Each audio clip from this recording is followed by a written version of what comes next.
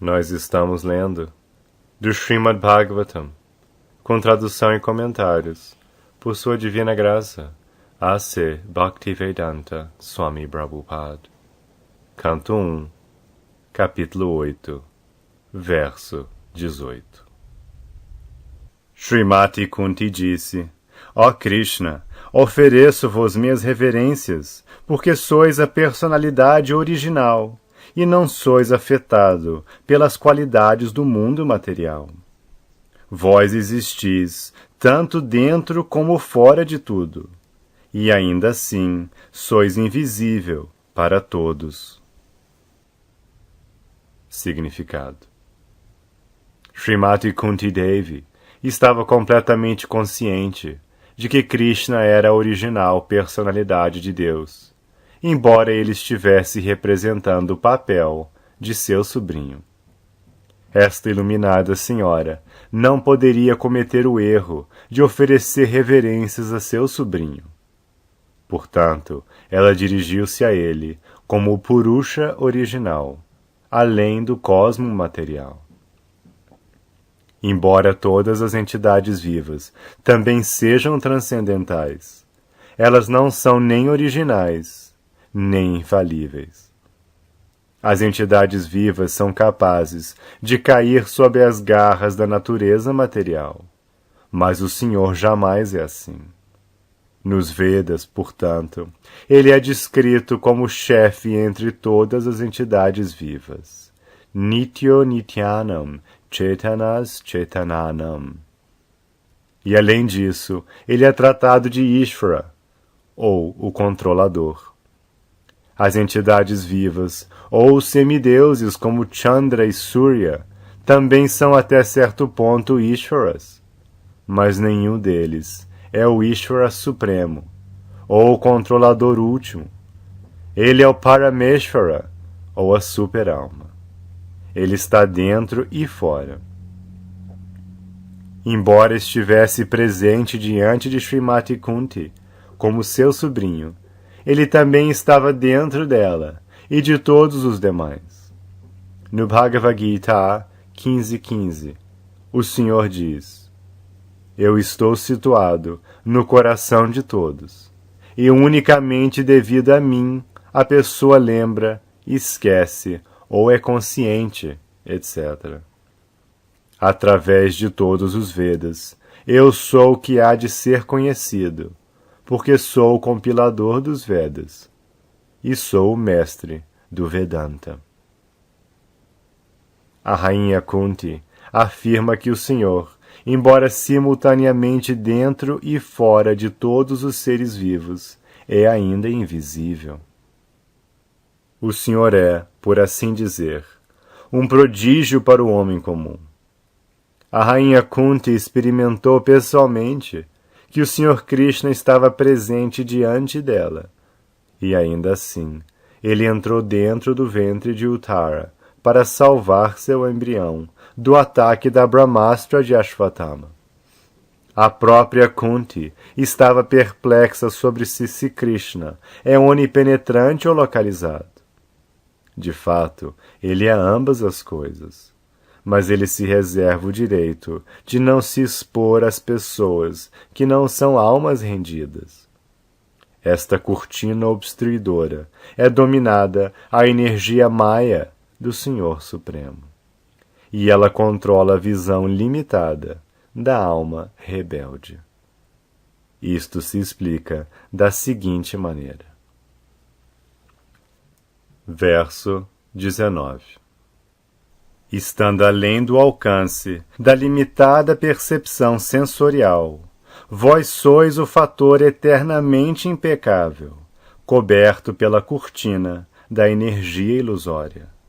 Vós sois invisível para o observador tolo, exatamente como um ator caracterizado como um personagem não é reconhecido. Significado: No Bhagavad Gita, o Senhor Shri Krishna afirma que as pessoas menos inteligentes tomam-no erroneamente como um homem ordinário como nós, e assim elas zombam dele. O mesmo é confirmado aqui pela rainha Kunti. As pessoas menos inteligentes são aquelas que se rebelam contra a autoridade do Senhor. Tais pessoas são conhecidas como asuras. Os asuras não podem reconhecer a autoridade do Senhor.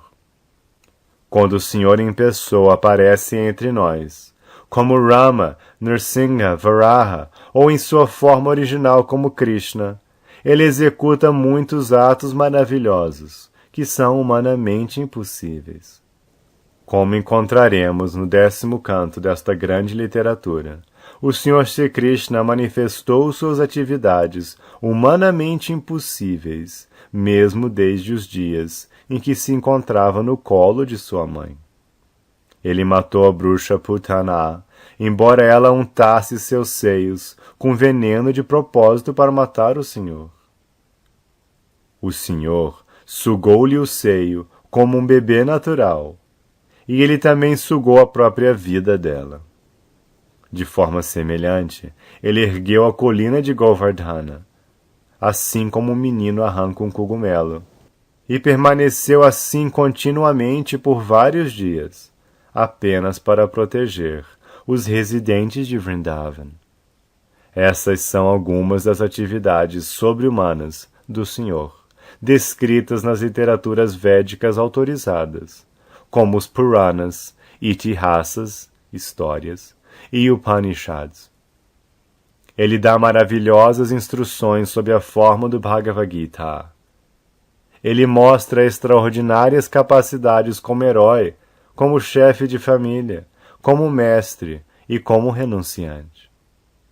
Ele é aceito como a suprema personalidade de Deus, por autoridades como Vyas, Devala, Asita, Narada, Madhva, Shankara, Ramanuja, Sri Chaitanya Mahaprabhu, Jiva Goswami, Vishwanath Chakravarti, Bhaktisiddhanta Sarasvati e todas as outras autoridades no hall.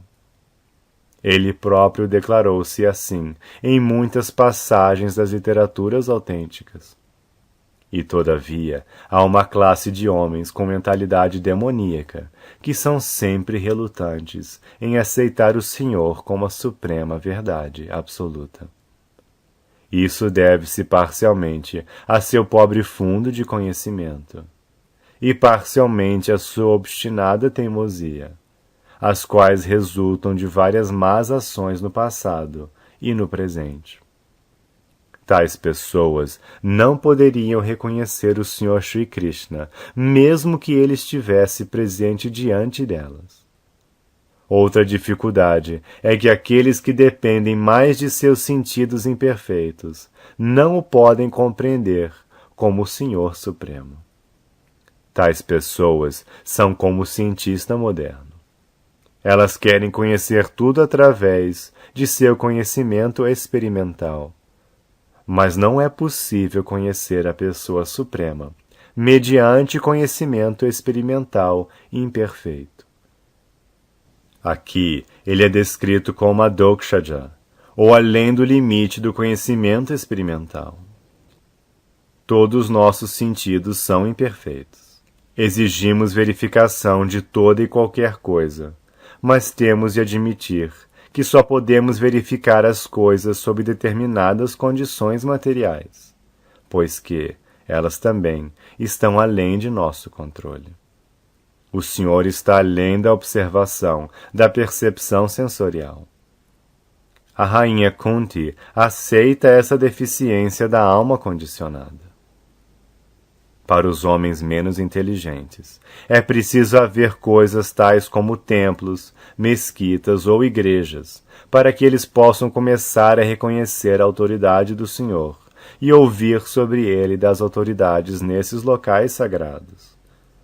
Para os homens menos inteligentes, esse começo da vida espiritual é essencial. E apenas os homens tolos ridicularizam o estabelecimento de tais lugares de adoração, que são necessários para elevar o padrão de atributos espirituais da massa popular. Para as pessoas menos inteligentes, prostrar-se diante da autoridade do Senhor, como geralmente é feito nos templos, mesquitas ou igrejas. É tão benéfico como é, para devotos avançados, meditar nele mediante serviço ativo. Verso 20. Vós mesmo desceis para propagar a ciência transcendental do serviço devocional aos corações dos transcendentalistas avançados e especuladores mentais, que estão purificados por serem capazes de discriminar entre matéria e espírito. Como então podemos nós, as mulheres, conhecer-vos perfeitamente? Significado. Mesmo os maiores especuladores filosóficos não podem ter acesso à região do Senhor. É dito nos Upanishads que a verdade suprema, a absoluta personalidade de Deus, está além do limite do poder de pensamento do maior filósofo. Nem uma vasta erudição, nem o maior dos cérebros podem conhecê-lo. Ele é cognoscível apenas para aqueles que obtêm sua misericórdia. Outros podem continuar pensando sobre ele por anos a fio, e ainda assim ele será incognoscível. Este mesmo fato é corroborado pela rainha, que está desempenhando o papel de uma mulher inocente. As mulheres, em geral, são incapazes de especular como os filósofos, mas elas são abençoadas pelo Senhor, porque acreditam de imediato na superioridade e no poder completo do Senhor. E assim elas oferecem reverências sem reserva. O Senhor é tão bondoso que ele não favorece especialmente apenas alguém que seja um grande filósofo. Ele conhece a sinceridade de propósito. Apenas por esta razão, as mulheres geralmente reúnem-se em grande número em qualquer espécie de função religiosa. Em todos os países e em toda seita religiosa, parece que as mulheres são mais interessadas que os homens. Esta simplicidade na aceitação do Senhor como autoridade é mais efetiva que a demonstração insincera de fervor religioso. Verso 21. Deixai-me oferecer minhas respeitosas reverências ao Senhor, que se tornou o filho de Vasudeva, o prazer de Devaki, a criança de Nanda e dos outros vaqueiros de Vrindavan, e o vivificador das vacas e dos sentidos. Significado.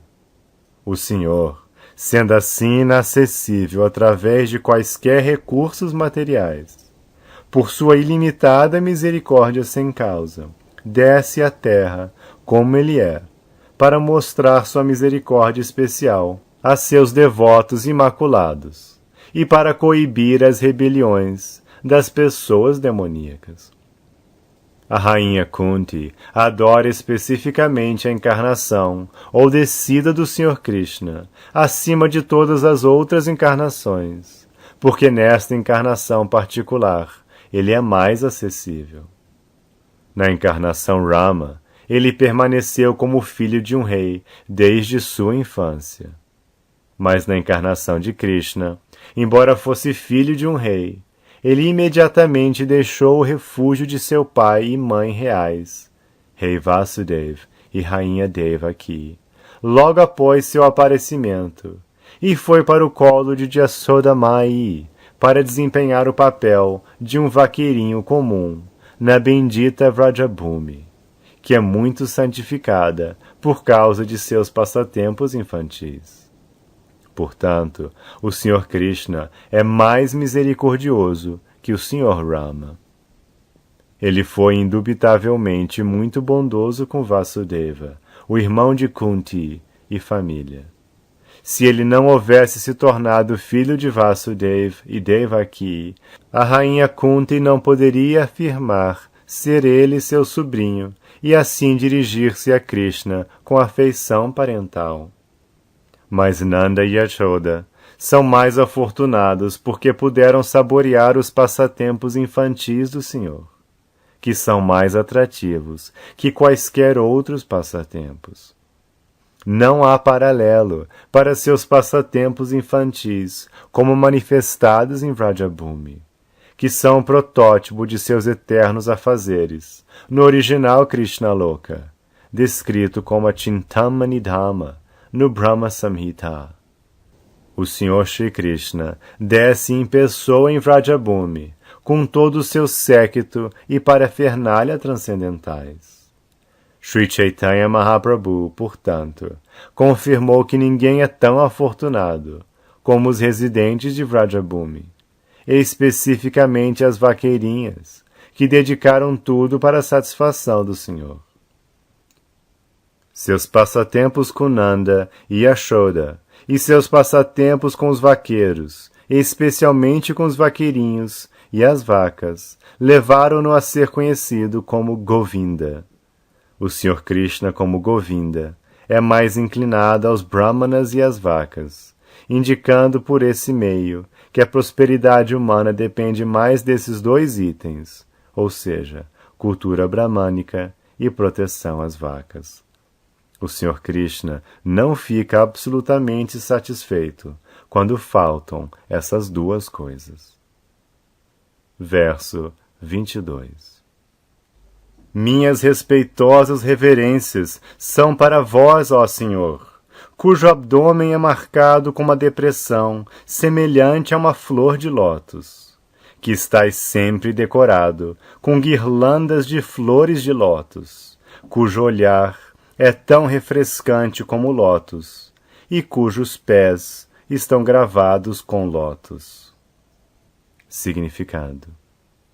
Aqui estão algumas das marcas simbólicas específicas do corpo espiritual da personalidade de Deus, que distinguem seu corpo dos corpos de todos os demais. Elas são todas aspectos especiais do corpo do Senhor.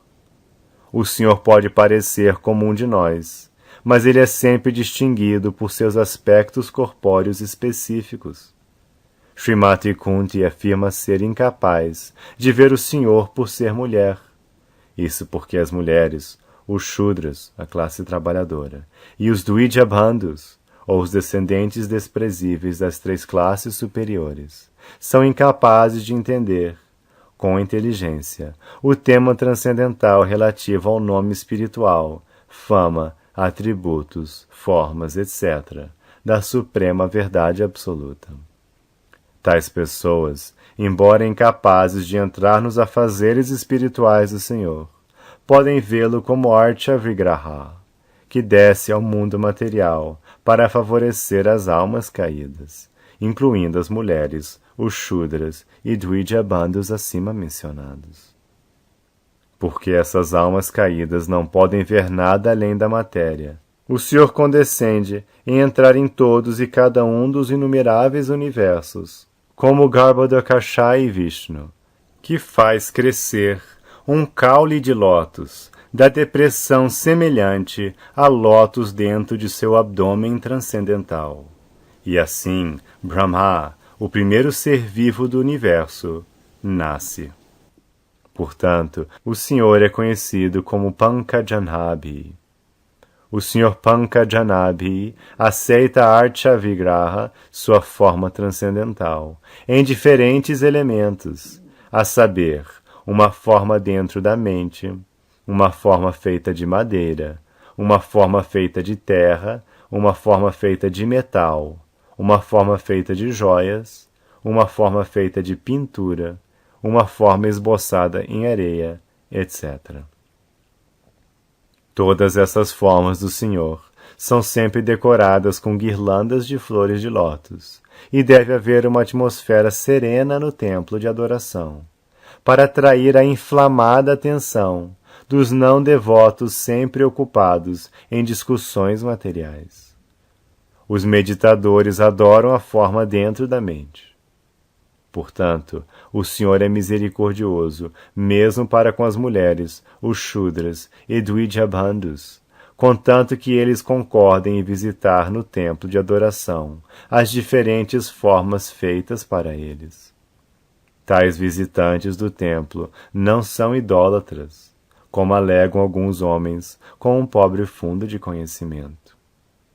Todos os grandes acharyas estabeleceram semelhantes templos de adoração em todos os lugares, apenas para favorecer os menos inteligentes. E a pessoa não deve ter a pretensão de transcender o estágio de adoração no templo, enquanto, de fato, está na categoria dos Shudras, das mulheres, ou menos que isso. Deve-se começar a ver a forma do Senhor a partir de seus pés de lótus, elevando-se gradualmente até as coxas, cintura, peito e rosto. Não se deve tentar olhar para o rosto do Senhor sem estar acostumado a ver os pés de lótus do Senhor.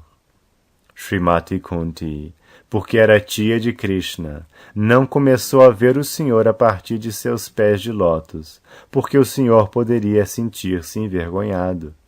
E assim Kunti Devi, apenas para poupar o Senhor de uma situação vexatória, começou a ver o Senhor acima de seus pés de lótus, isto é, a partir da cintura do Senhor, elevando-se gradualmente até o rosto, e então descendo até os pés de lótus. Neste contexto, tudo aí está em boa ordem. Verso 23. Ó Rishikesha, Senhor dos sentidos e Senhor dos senhores, vós libertastes vossa mãe, Devaki, que foi por muito tempo aprisionada e afligida pelo invejoso rei Kamsa, e também libertastes a mim e a meus filhos de uma série de constantes perigos. Significado: Devaki, a mãe de Krishna e irmã do rei Kamsa, foi posta na prisão juntamente com seu esposo Vasudeva, porque o invejoso rei estava temeroso de ser morto pelo 8º filho de Devaki, Krishna. Ele, Kamsa, matou todos os filhos de Devaki que nasceram antes de Krishna. Mas Krishna escapou do perigo do infanticídio, porque foi transferido para a casa de Nanda Maharaj, o pai adotivo do Sr. Krishna. Kunti Devi, juntamente com seus filhos, também foi salva de uma série de perigos. Mas Kunti Devi foi muito mais favorecida, porque o Sr. Krishna não salvou os outros filhos de Devaki, ao passo que salvou os filhos de Kunti Devi. Isso aconteceu porque o esposo de Devaki, Vasudeva, era vivo, ao passo que Kunti Devi era viúva, e não havia ninguém para ajudá-la, exceto Krishna. A conclusão é que Krishna favorece mais ao devoto que está em maior perigo. Às vezes, ele põe seus devotos puros em grandes perigos, porque nestas condições de desamparo, o devoto torna-se mais apegado ao Senhor. Quanto mais apegado ao Senhor, tanto mais sucedido é o devoto. Verso 24. Meu querido Krishna, vossa onipotência nos protegeu de um bolo envenenado, de um grande fogo, dos canibais, da assembleia viciosa, dos sofrimentos durante nosso exílio na floresta e da batalha onde grandes generais lutaram. E agora nos salvais da arma de Ashwatthama. Significado: aqui se apresenta a lista de ocasiões perigosas. Devaki foi certa vez posta em dificuldades pelo seu invejoso irmão. No demais, ela estava bem. Mas Kunti Devi e seus filhos foram postos em dificuldades, uma após a outra, durante anos e anos a fio. Eles foram postos em condições aflitivas por Duryodhana e seu grupo, devido ao reino, e todos e cada um dos filhos de Kunti foram salvos pelo Senhor. Certa vez, misturaram veneno a um bolo oferecido a Bhima. Noutra ocasião, puseram-nos em casa feita de goma laca, para ser depois incendiada. E uma vez, Draupadi foi arrastada e insultada, tentando se despi-la até a nudez na assembleia viciosa dos Kurus. O Senhor salvou Draupadi, suprindo-lhe imensurável extensão de roupa, e o grupo de Duryodhana não conseguiu ver sua nudez. Semelhantemente, quando eles estavam exilados na floresta, Bhima teve de lutar com o demônio canibal Hidimba Rakshasa, mas o Senhor o salvou. Mas nem aí tudo acabou. Depois de todas essas tribulações, houve a grande batalha de Kurukshetra, e Arjuna teve que defrontar-se com grandes generais, como Drona, Bhishma e Karna, todos eles poderosos lutadores. E por último, mesmo depois de tudo o que se passara, sucedeu o lançamento do Brahmastra pelo filho de Dronacharya, destinada a matar a criança dentro do ventre de Uttara.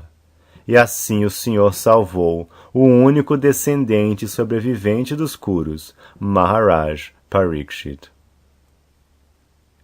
Verso 25. Desejo que todas essas calamidades aconteçam repetidamente, para que possamos ver-vos repetidamente. Pois ver-vos significa que não veremos mais repetidos nascimentos e mortes. Significado: geralmente o aflito, o necessitado, o inteligente e o inquisitivo, que executaram algumas atividades piedosas, adoram ou começam a adorar o Senhor. Outros, que estão apenas acumulando mal-feitos, não importa qual seja seu status, não podem aproximar-se do Supremo, devido a estarem desencaminhados pela energia ilusória. Portanto, para o piedoso, se alguma calamidade acontece, não lhe sobra outra alternativa senão refugiar-se aos pés de lótus do Senhor. Lembrança constante dos pés de lótus do Senhor significa preparar-se para a liberação de nascimentos e mortes. Portanto, muito embora haja assim chamadas calamidades, elas são bem-vindas porque nos dão a oportunidade de lembrarmos-nos do Senhor, o que significa liberação. Aquele que se refugia aos pés de lótus do Senhor, que são aceitos como o barco mais adequado para cruzar o oceano de necessidade, pode alcançar liberação tão facilmente como se salta as covas feitas pelas patas de um bezerro. Tais pessoas destinam-se a residir na morada do Senhor, e elas nada têm a ver com lugares onde há perigos a cada passo. O Senhor afirma no Bhagavad Gita que este mundo material é um lugar perigoso, cheio de calamidades. As pessoas menos inteligentes preparam planos para ajustar-se a essas calamidades, sem saber que a própria natureza deste lugar é cheia de calamidades. Elas não têm informação da morada do Senhor, que é plena de bem-aventurança e sem vestígio de calamidade. O dever da pessoa sã, portanto, é não se deixar perturbar perante as calamidades mundanas, que com certeza acontecem em todas as circunstâncias. Sofrendo todas as espécies de inevitáveis infortúnios, deve-se progredir em compreensão espiritual, porque esta é a missão da vida humana. A alma espiritual é transcendental a todas as calamidades materiais. Portanto, as ditas calamidades são chamadas de falsas. Um homem pode ver um tigre engolindo-o num sonho, e ele pode até chorar devido a esta calamidade. Na verdade, porém, não há tigre, nem há sofrimento. Trata-se simplesmente de sonho. Da mesma forma, todas as calamidades da vida são tidas como sonhos. Se alguém tem a fortuna de entrar em contato com o Senhor através do serviço devocional, leva uma grande vantagem. O contato com o Senhor, através de uma das 9 formas de executar serviço devocional, é sempre um passo adiante no caminho de volta ao Supremo.